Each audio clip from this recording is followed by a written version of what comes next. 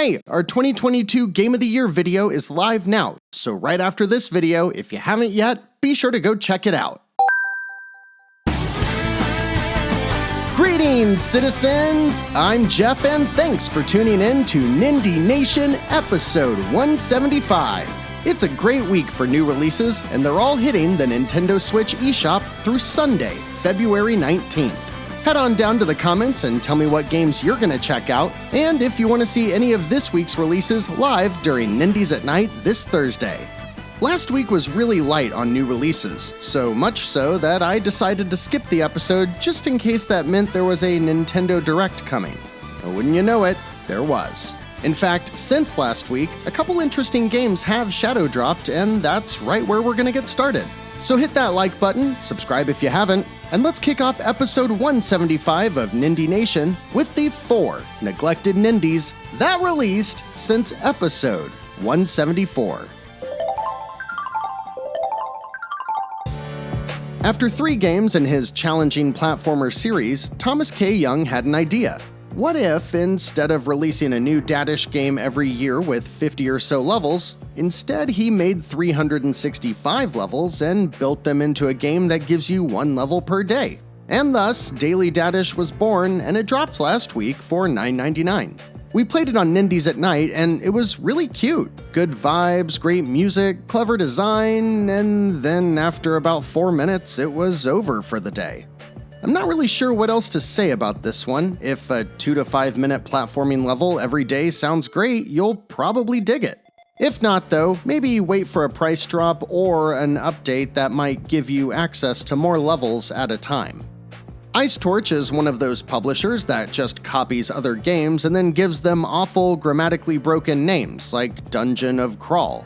Last week, they copied and pasted Vampire Survivors with Legion of Doom for $3.99, and if you want janky Vampire Survivors and my video covering Monster Destroyer didn't do it for you, well, I guess this is your next best bet.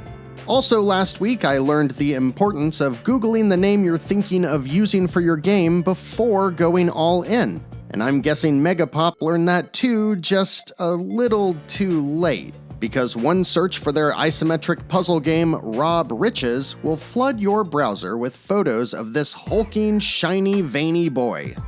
But alas, Megapop did not develop and release a brooding fitness influencer. That's internet speak for someone who is so obsessed with themselves they made a business out of taking half-naked selfies. Rather, they released this little gem. You just avoid traps and collect the treasures, but I thought it had a nice level of polish and charm. It released for $9, which includes a slight Switch tax from its Steam release, so if you're pinching pennies, just throw it on your wishlist for now and wait for a sale. But the game I was most interested in from last week was definitely Putrid Shot Ultra, which dropped for only $3. It oddly has no developer or publisher listed, and even the trailer just has an exclamation point where the developer would usually be named. So, I'm just gonna assume that this was developed by, Darkwing Duck? This is a mixture of multiple current gaming trends, so first let's clear the air that it is a 2D action game with procedurally generated levels, roguelike mechanics, and RPG elements! It seems to mix the active shooter combat of something like Scourgebringer or Revita with the stacking of passive spells like we would see in, again, games like Vampire Survivors. It looks very simple, but it also looks super fast and action-packed. I wasn't sold on it last week, but my curiosity since has certainly warmed up. What do you think? You want to see this on Nindies Nite? If so, just let me know down in the comments. See what I mean? Last week's episode would have been super short, but I might try to grab Legion of Doom or Putrid Shot Ultra, just in case they're good for quick, cheap fun. Let me know if any of those jive your turkey, and let's take a look at the week ahead. This is the Baker's Dozen of new notable Nindies hitting the Nintendo Switch through Sunday, February 19th. We start with a bit of a weird one. Forgotten Anne originally released in 2018, but changed publishers last year and was delisted from the eShop. It's a gorgeous cinematic adventure with light puzzle and platforming elements, all about a girl who lives in a world of forgotten memories. While it had frequently seen discounts down to $7.99, its re-release by Throughline Games starts at $20, so personally, I'd wait for a sale. If you enjoy cinematic adventures though, make sure to put it on your radar, and if you want to try it out for yourself first, there's a demo already waiting for you. On Valentine's Day, Tuesday the 14th, there are 3 games to consider falling in love with, but the first one I'm really torn on. Blanc was originally unveiled during an Indie World presentation, and while it comes from a solo developer named Casus Ludi, it is published by Gearbox, who publishes games like Borderlands and is owned by the Embracer Group. Either way, the game is a black and white co-op adventure where you control a wolf cub and a fawn who are stranded in a wintry wilderness, and you can find your way home with a friend or control both of the woodland creatures on your own. The story is told with 0 text or dialogue, and the hand-drawn art looks awesome in motion. I don't know about you, but I can just kinda tell that this game wants to make me cry, and these puzzly adventures aren't really my bag anyways, so I'm out. But if you're ready for all the feels, it drops on Tuesday for $14.99. Then we've got Souls of Chronos dropping for $19.99, developed by Futu Studio and published by Astrolab Games. It's a visual novel crossed with a JRPG with active, free-roaming combat and a plot full of JRPG tropes like the apocalypse, fateful encounters, and magical people who can save the world. Or something. Honestly, I've watched a few trailers and read multiple descriptions so far, and I still can't really tell what the hell this game is all about. But I do know what's going on in 10 Dates, the sequel to Wales Interactive's live-action rom-com 5 Dates. It's kinda like Her Story or Immortality, where you're watching interviews and found footage-type content, but instead of being super interesting and dark, 10 Dates is entirely corny and self-aware. And I mean that in the best way possible. Misha and Ryan head to a speed dating event, and you basically play out the interactive conversations in hopes of finding love. It's a great lighthearted romp if you want to spend a few hours on the couch with your significant other, and if you have the means, there's a streamer mode so you can tackle the game with input from a group of friends or audience. I think these dumb games are great, and I love how they represent the lighter side of how FMV games can work within the framework of modern video games. If this also happens to be your kind of dumb fun, check it out when it releases on Valentine's Day for $14.39. East Asia Soft has the only game releasing on Wednesday, and it's all about a little girl witch. Thankfully though, this isn't one of their pervy games, it's just an 8-bit challenging platformer. But either way, and even at only $5, it's hard to see anything that makes Pocket Witch really stand out. The Big Thursday drop, though, has some great stuff in store this week, starting with the latest from Death's Hangover developer Retro Army Limited and their 2D fighter Verdict Guilty. Published by Pixel Heart for $8.99, this is a 90s-inspired one-on-one fighter with a story mode for every character as they pick sides between cop or criminal. Unfortunately though, this is a local-only game for multiplayer, so no online play here, but otherwise, it looks like a decent, fun little time. The game I'm most excited for this week though is no doubt Dust and Neon. I'm sure the developer David Marquardt Studios would hate my reductive description, but it's as if you took the setting of a SteamWorld game, made it a bit grittier, used cel-shaded artwork, and then put you in control of a cowboy inside of a twin-stick shooter. If you need more to go on though, it also happens to include procedurally generated levels, roguelike mechanics, and RPG elements! There's a ton of upgrades to unlock as you work your way through the story, and over 2,000 different weapon combinations at your disposal. Most of the game's marketing references the challenge presented, so be prepared for a pretty tough fight and a pretty big dent in your wallet. I love what Rogue Games has been doing to blur the line between mobile and indie games, focusing on arcade-style games that are quick to get into but have tons of depth underneath. But $30 seems a bit steep for what this game has to offer. I'm hoping we can check this out on Nindies Nite this week, but at the very least, there is a PC demo available through the Steam Next Fest, so maybe we'll just check that out if you want to see more. After getting their start on the Switch with more throwaway titles, over the last year we've seen Flynn's Arcade really pick up the pace in both quantity and quality of their releases. And that's on full display this week as they published The Legend of Gwen for $19.99. Sure, it may look like a simple 3D isometric collectathon with N64 or PS1 era graphics, and that's exactly what developer WiiWii Games has set out to make. But as soon as you dig deeper, you'll find that this is actually a brutally tough game with extremely clever puzzles and platforming that keep those pesky stars just out of arm's reach. Also a part of the Steam Next Fest, it's one of the games I keep hearing great things about, so it seems poised for a great release this week. You've got multiple wands at your disposal, which gives your witch different traversal abilities, so you'll find a lot of replay value revisiting levels with a different moveset as you go to track down those harder-to-reach stars. With many positive impressions so far, I'm thinking this one is set to be a good time for anyone who wants the charm of early 3D collectathons, but with much more of a modern challenge.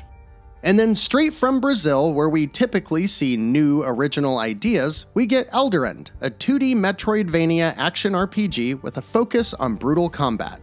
Yes, I'm being reductive here because we have plenty of those already, but what the teams at Synergia Games and Mantra have built looks stunning and very, very fun. Visually, it reminds me of Foregone, which I used to describe as Dead Cells but with a mostly linear, narrative-driven experience. And I think that's the case here too, at least to an extent. You do get an open-ended world to backtrack and explore through, with tons of weapons, abilities, and character types to experiment with, and you'll want to do so because finding the build and playstyle that suits you best is key to the enemy dismemberment system the game relies heavily upon.